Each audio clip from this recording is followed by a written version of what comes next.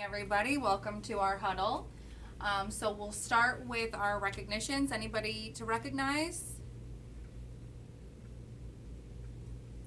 All right, I will recognize Ashley. She yesterday was by herself for a while before Odette came in, and then when Odette was at lunch, she was by herself. We had a couple of busy issues and some self-pay problems, and she handled it really well. So I want to recognize her for her great work at the front desk yesterday. Yay.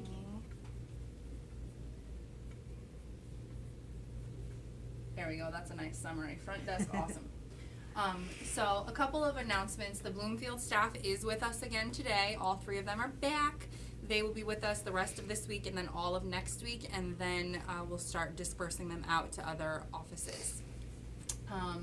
The shared scheduling, I want to talk to you guys a little bit about that. The front desk already knows about it. So what that is that we no longer have to call and keep patients on hold to schedule them at other sites.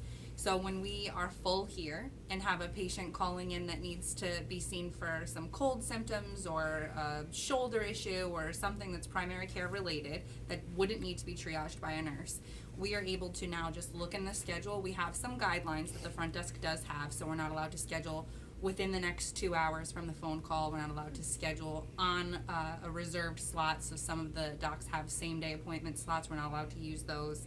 So we do have some guidelines that the front desk is aware of, but we no longer have to just send the patient blindly or keep them on hold for an extended period of time to make those calls. So we're able to just put them in the schedule now. So I think it's going to be really great. The reverse side of that is that other offices are able to also schedule in our schedules, but because we have such limited openings, we're really not going to be anyone's first line of defense for trying to find a location for these patients to go. That does not change the process for patients who need to be triaged. So when the nurses are taking a call for a patient that does need to be triaged and you're making the determination that they need to go to urgent care, that is still a just go. We don't need to transfer them back to the front to have them schedule somewhere else. That is a just go.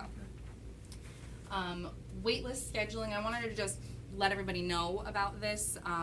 The front desk ladies and I talked yesterday about how we could do this. Our goal for yesterday was 28, and unfortunately I had to do my first red box, so I'm very sad. But we only hit 26 yesterday, so we would have hit our goal. We did have 2 patients additional scheduled. We would have hit our goal had we not had 1 no-show and 1 cancellation. So yesterday, Dr. Quintero actually in the beginning of the morning had 6 openings, and only 2 of those were filled. So at the end of the day, she had 4 unfilled slots. So if we had gotten even 2 patients in those slots, we would have hit our goal. So we came up with yesterday, what we want to do is anytime a doctor is not at their goal and has more than 2 openings, we're going to be looking at the wait list and seeing if there's patients that we can call to get onto that schedule. I did speak with Dr. Quintero. She kind of at this juncture right now has the most opportunity to utilize that. She seems to consistently have the most open spaces. Not that she's not meeting her goals, because she is, but her appointment times tend to be a little shorter. So today our goal is 39. We only have 36 on the schedule. So we want to try to get at least 3 more patients in so that we can try to hit our goal today. Dr. Kim, her goal is 14, and she's at 11 with 2 open slots. So we're not going to do any waitlist calls for her, because we want to make sure that when her patients call, and they will, that they can get in. Dr. Quintero's goal is also 14. She's at 13 with 3 open. So because she's only 1 away from her goal, I don't know that I would do waitlist calls. If we get to maybe, 10:30 and we're not getting anybody, then maybe we want to possibly make a couple of phone calls.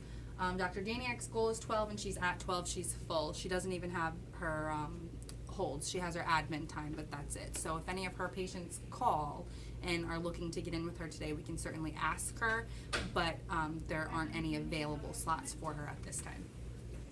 So that's all I had. Did anybody have anything they wanted to add? I see somebody recognized Ashley already. I did.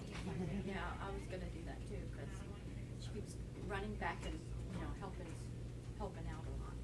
Good, so I'll put that one on there too. Yeah. Great, cool. I said, Ashley's been very helpful. All right. Have a great day, everybody. Okay. Thank you. Thank you.